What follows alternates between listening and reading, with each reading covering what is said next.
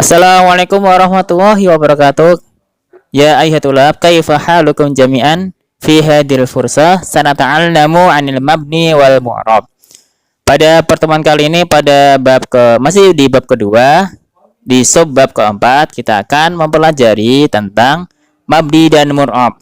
Dan nanti kita akan mempelajari bagaimana cara membedakan mabni dan mu'rab. Silahkanlah disimak penjelasan sebagai berikut. Kita pernah mempelajari tentang jenis-jenis kata. Kata ada 3 jenis ya, teman-teman. Pertama isim, yang kedua fi'il, yang ketiga al-harfu. Nah, dari kata tersebut kita lihat bentuk terakhirnya. Ada yang mengalami perubahan harokat, ada juga yang mengalami perubahan huruf, dan ada juga harokat dan hurufnya tidak berubah sama sekali meskipun lokasinya berubah-ubah. Nah, kata yang terakhirnya berubah bisa disebut sebagai al-mu'rab. Kemudian kata yang terakhirnya tidak berubah tetap dimanapun dia berada disebut sebagai al-mabni. Kemudian apakah itu mabni dan mu'rab? Mari kita dengarkan penjelasan sebagai berikutnya. Al-mu'rab. Nah, kalau dalam bahasa Arabnya, ma yataghayyaru akhiruhu ala halin wahidin fi jami'i tarkib. Kita ulangi. Al-mu'rabu ma yataghayyaru akhiruhu ala halin wahidin fi jami'i tarkib. Ya. Kelompok kata yang keadaan akhirnya bisa berubah tergantung kedudukan kata tersebut. Nah, sebagaimana kita telah melajari mungkin dalam bahasa Indonesia ya, kadang kata bisa terletak sebagai subjek, bisa sebagai objek. Nah, itu. Dalam bahasa Arab juga sama. Kalau subjek dalam istilah bahasa Arab bisa kita sebut sebagai fa'il. Tapi kalau objek bisa kita sebut sebagai maf'ul bih. Kita ulangi. Kalau kata dalam bahasa Arab, kalau posisi kalimat sebagai subjek kita bisa sebut sebagai fa'il. Kemudian kalau objek kita bisa sebut sebagai maf'ulun bih. Nah, kita coba perhatikan contoh dari mu'rab, contoh kata yang bisa berubah-ubah. Kita ambil contoh syatun. Syatun ini bisa berubah-ubah harokat terakhir, yang terkadang bisa syatun, terkadang bisa syatan, terkadang juga bisa syatin. Nah, terkadang posisinya dalam sebuah kalimat dia ada di mana. Gitu. Nah, kalau syatun ini harokat terakhirnya di dhammah, syatan di fathah, syatin di kasroh. Contoh pertama, ada qamat syatun, kambing telah berdiri. Contoh yang di fathah, dabaha al-jazzaru syatan. Kita ulangi, dabaha al-jazzaru syatan. Tukang daging itu menyembelih kambing. Syatan di sini harokatnya di fathah. Yang terakhir, yang syatin, raqiba Ahmadu ala syatin. Ahmad naik di atas kambing. Nah, coba diperhatikan yang syatun ini posisinya dalam kalimat sebagai subjek atau fa'il. Kalau yang contoh kedua, dabaha al-jazzaru syatan. Syatan posisinya dalam kalimat sebagai objek. Kemudian yang ketiga, raqiba Ahmadu ala syatin. Syatin di sini terletak setelah terletak setelah ala. Maaf ya. Kemudian bagaimana cara mengetahui itu mu'rab atau mabni? Silakan disimak trik-trik sebagai berikut. Pertama, mu'rab. Mu'rab masuk dalam, kalau kita lihat dari segi isim, ciri pertama, salah satu cirinya adalah bila isim tersebut ada tanwin, bisa fathah tanwin, bisa kasroh tanwin, bisa dhammah tanwin, maka dia masuk dalam kategori mu'rab. Contohnya ada 3 contoh ini, ada ja'a rajulun, Ada nasara Zaidun rajulan, marrat Fatimatu bi rajulin. Yang kita jadikan contoh di sini adalah kata rajulun, rajulan dan rajulin. Contoh yang pertama, rajulun harokatnya di domah tanwin karena dalam kalimat tersebut dia sebagai subjek atau fa'il. Contoh yang kedua, rajulun menjadi rajulan karena dalam kalimat dia sebagai objek atau maf'ulun bih. Contoh yang ketiga, marrat Fatimatu bi rajulin. Nah, rajul ini terletak setelah bi ya, bukan min, terletak setelah bi. Sehingga dia harokatnya di kasroh tanwin. Nah, kalau contoh pertama, ja'a rajulun, telah datang seorang laki-laki. Nasara Zaidun rajulan. Zaid telah menolong seorang laki-laki. Marrat Fatimatu bi rajulin. Fatimah melewati seorang laki-laki. Ciri kedua, bila kita menemukan kata ada alif lam, diawali dengan alif lam, maka dia termasuk mu'rab. Contohnya, contoh pertama, ja'a ar-rajulu. Contoh yang kedua, nasara Zaidun ar-rajula. Contoh yang ketiga, marrat Fatimatu bir-rajuli. Dalam contoh ini, ar-rajula ini adalah mu'rab. Karena dia ada al ya. Alif lam di awalnya. Nah, contoh pertama, ar-rajulu harokatnya di dhammah. Contoh yang kedua, ar-rajula harokatnya di fathah. Kemudian yang ketiga, harokatnya di kasroh karena terletak setelah bi, yang artinya dengan.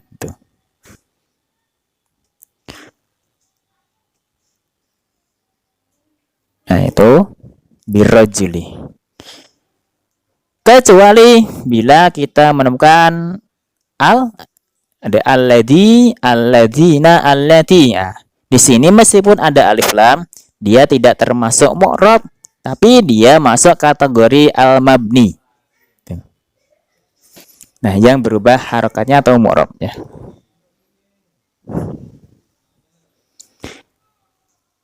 Kemudian yang selanjutnya masih mu'rab, yang berubah hurufnya. Ini kita pakai yang berubah huruf terakhirnya. Ini saya kasih contoh. Ada nasara Zaidun ar-rajulani. Contoh yang kedua, marrat Fatimatu bir-rajulaini. Coba perhatikan huruf yang dikasih lingkaran. Contoh yang pertama, nasara Zaidun ar-rajulani. Di situ ada alif sebelum nun. Nah, contoh yang kedua, marrat Fatimatu bir-rajulaini. Nah, alif tersebut diganti dengan ya, berubah menjadi ya. Artinya juga berbeda. Kalau artinya tetap sama ya. Kalau contoh yang pertama, nasara Zaidun ar-rajulani. Zaid telah menolong dua orang laki-laki. Kalau yang contoh kedua, marrat Fatimatu bir-rajulaini. Fatimah telah melewati dua orang laki-laki. Nah, contoh yang kedua ini kenapa dia diganti ya? Ar-rajul kenapa diganti ya? Karena dia terletak setelah bi. Nah, itu alasannya. Jadi kita ulang kesimpulan. Bila kita menemukan kata ada tanwin atau al, maka dia termasuk mu'rab ya. Itu paling gampangnya seperti itu. Masih di mu'rab lagi. Sekarang yang fi'il, yang berubah hurufnya ya. Di sini masuk kategori fi'il mudhari'. Yansuru Zaidun ar-rajulan. Yansuru Zaidun rajulan. Contoh yang kedua, lan yansuru Zaidun rajulan. Lam yansur Zaidun rajulan. Nah, di contoh yang pertama, yansuru harokatnya di dhammah. Yang kedua, lan yansur harokatnya berubah menjadi fathah. Di contoh yang ketiga, harokatnya menjadi sukun. Ya. Di contoh yang kedua, alasan kenapa dia berubah menjadi fathah, menjadi yansuro, karena diawali oleh lan. Lan ini kita artikan tidak akan. Kemudian contoh yang ketiga, kenapa yansur ini berubah menjadi sukun, harakat ro jadi sukun karena didahului oleh lam yang artinya tidak ya. Kalau coba kita artikan, yansuru Zaidun rojulan, Zaid sedang menolong seorang laki-laki. Kalau yang contoh kedua, lan yansuro Zaidun rojulan, Zaid tidak akan menolong seorang laki-laki. Kalau contoh yang ketiga, lam yansur Zaidun rojulan, Zaid tidak menolong seorang laki, atau bisa kita artikan Zaid belum menolong seorang laki-laki. Tuh. Bahasan yang kedua, mabni. Ma yasbutu akhiruhu ala halin wahidin fi jami'i tarkib. Kalau dalam bahasa Indonesianya, mabni adalah kelompok kata yang keadaan akhirnya tidak berubah dalam keadaan apapun. Jadi kesimpulannya, kalau tadi di mu'rab bila satu kata isim terletak sebagai subjek, dia di dhammah, kalau objek dia di fathah. Tapi kalau mabni, meskipun dia sebagai subjek, harokatnya tidak berubah. Misalkan kata aslinya di fathah, tetap fathah dimanapun dia berada dalam sebuah kalimat. Nah, contoh yang mabni tetap ya, ada huwa, artinya dia laki-laki. Perhatikan harokat terakhir dari huwa, harokatnya di fathah ya, harokat di fathah, harokat huwa di fathah. Nah, kalau yang itu ada di dhammah, ada juga yang di kasroh. Nah, kalau yang di kasroh tidak mungkin kita membaca huwa jadi hui ya, dan tidak mungkin juga kita baca menjadi hu. Nah, yang benar adalah huwa. Dimanapun dia berada, dia wajib di fathah, tidak boleh di dhammah ataupun di kasroh.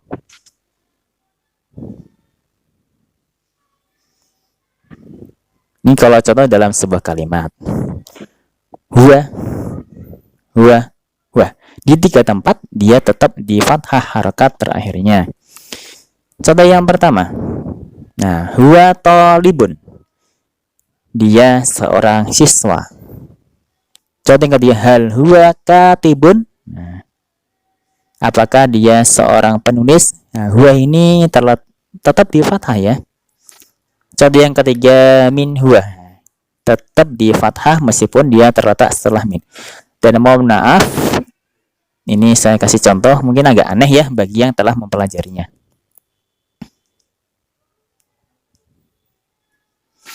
Kemudian yang selanjutnya, bagaimana cara mengetahui mabni sekarang? Mabni.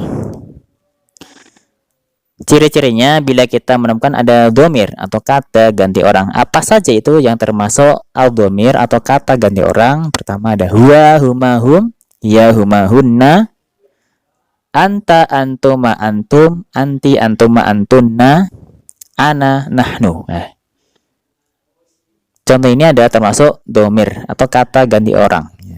Kalau artinya bisa kalian cari ya, mungkin bisa pakai Google Translate.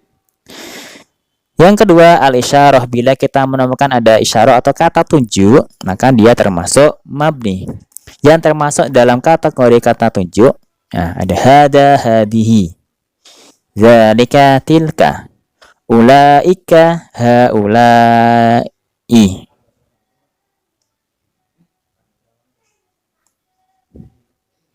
Yang selanjutnya yang ketiga, al-istifham atau kata tanya. Ada hal, ada aina, ada mata, ada maza. Hal, apakah? Aina, di mana? Mata, kapan? Maza, apa?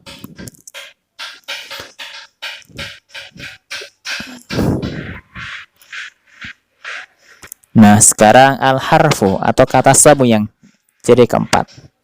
Semua huruf itu pasti mabni. Yang di sini Ustaz contohkan beberapa contoh kata sambung saja ya, beberapa saja.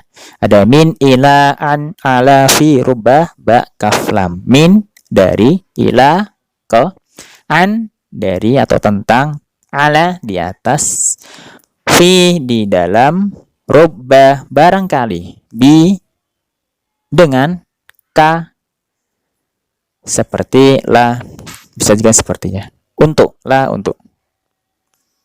Nah, ini contoh yang kelima, fi'lul madhi, kata kerja lampau. Nah, semua kata kerja lampau dia pasti mabni ya. Contohnya ada nasoro, telah menolong.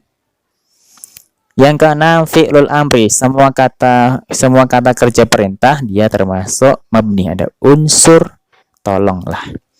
Jadi kesimpulan untuk yang mabni, bila kita menemukan ada domir, ada al-isyarah, ada al-istifham, atau ada al-haraf, atau fi'lul madhi, dan atau fi'lul amri, maka dia termasuk kategori mabni ya. Mabni yang tidak berubah. Kalau kita pakai bahasa singkatnya, mu'rab itu bisa kita singkat mau berubah. Kemudian kalau mabni maunya begini saja, tidak